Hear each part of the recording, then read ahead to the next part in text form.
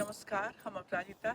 Salhesh USA के ते हमरा सबके फॉलो करे छे, देखे छे, सुने छे। हुनका आइ श्रृंगेरी मठ लऽ के आयल छी।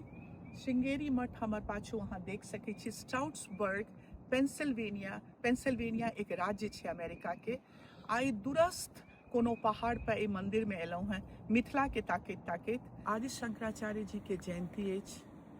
788 में जन्मल छलथि आदि शंकराचार्य केरला में।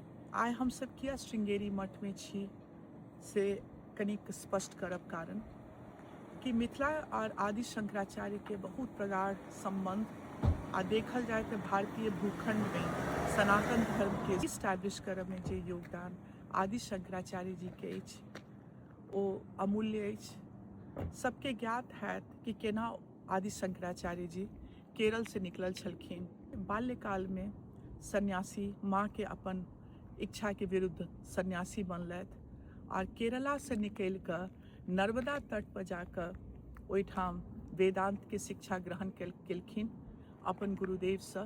हुनका इहो बुझल छलनि कि ओहि सब समय में भारतीय उपमहाद्वीप में बहुत तरह के क्रॉस करेंट्स छले, फिलोसॉफिकल कनिक डाइवर्सन छले, बौद्ध के आगमन भ चुकल छले, जैन धर्म के, और विदिन वेद में वेदांत में मीमांसा के छले जे कर्मकांड से बेस्ड फिलॉसफी के धारा छले। तो उनका यह कहक छले कि वेदांत के अद्वैत वेदांत के ओ डुअलिटी के विरुद्ध छलखिन। उनका हिसाब से आत्मा परमात्मा सब एक अछि, ओहि में कन्फ्यूजन में हम सब नहीं पड़ी, कर्मकांड में नहीं पड़ी। एहि के चलते वो चाहे छलखिन बेस्ट ब्रेन के संग आदि शंकराचार्य चाहे छलखिन अपन पॉइंट राख के।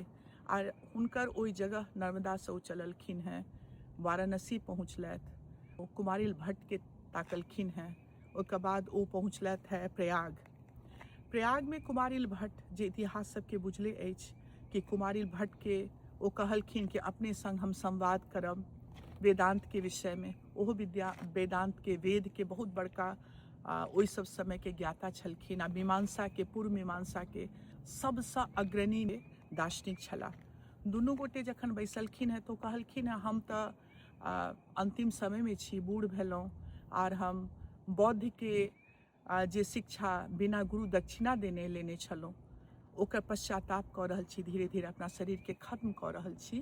तऽ आब अपने हमर शिष्य के लग जाओ जे कि माहिष्मति महिषी में छथि, ओ के छथि तऽ मंडन मिश्र। अगर हुनका अहाँ कन्विंस कऽ सकलहुँ कि अद्वैत वेदांत की है तो बुझियो कि हमरा अहाँ हरा देलहुँ या हमरा अहाँ कन्विंस्ड कऽ देलहुँ। लेकिन हुनकर धर्मपत्नी के कम नहि अकबनि, ओहो ओतबे विदुषनी छथि जतेक हुनकर श्रीमान मंडन मिश्र छथि।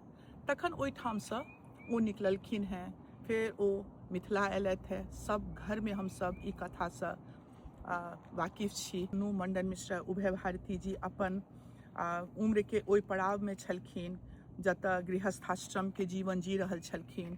हुनका हिसाबे ई बहुत छोट नवयुवक 16 से 18-20 साल के बच्चा डिबेट करऽ चाहैए, तखनो ओ सब बैसलथि। 40 दिन तक ओ चललै। ओकर जज छलखिन उभय भारती जी, जे कि अपने आप में अगर सोचल जाए तो मिथिला उस समय में गृहस्थ जीवन जीवऽ वाली उभय भारती जज बनलखिन हैं। और वो 40 दिन के ऊपर चललै ओ डिबेट। और एक पॉइंट पे कर्म कांड पर आधारित पूर्व मीमांसा छै, जाहिमे यज्ञ करै छी, पूजा करै छी या फिर वेद पढ़ै छी, ओकर बाद मुक्ति के रास्ता छै। दोसर छै ज्ञान के रास्ता, जे शंकराचार्य जी आदि शंकराचार्य जी के माननाइ छलै कि ज्ञान अगर अहाँ के ये तऽ आत्मा परमात्मा के अहाँ के ओ भेद खत्म भ जायत। अंत में उभय भारती जी सेहो अयलथि है एहि डिबेट में, गृहस्थाश्रम पर आधारित क्वेश्चन सब पूछलखिन हैं। मुदा दुनू पति पत्नी या ई कहू तऽ आदि शंकराचार्य जी के आगू हुनकर सबके पॉइंट आगू नहीं जा सकले।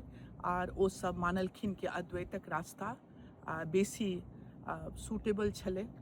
और ओ दुनू गोटे कहलखिन कि हम सब गृहस्थाश्रम के त्यागै छी और अपने हम सब अद्वैत के फॉलो करब, अद्वैत वेदांत के फॉलो करब।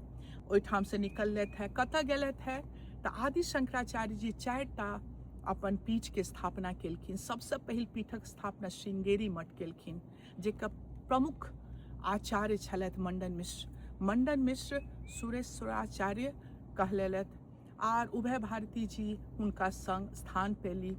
मैथिल के कतेक बुझल छै कि मंडन मिश्र पहिल आचार्य छलखिन श्रृंगेरी मठ के।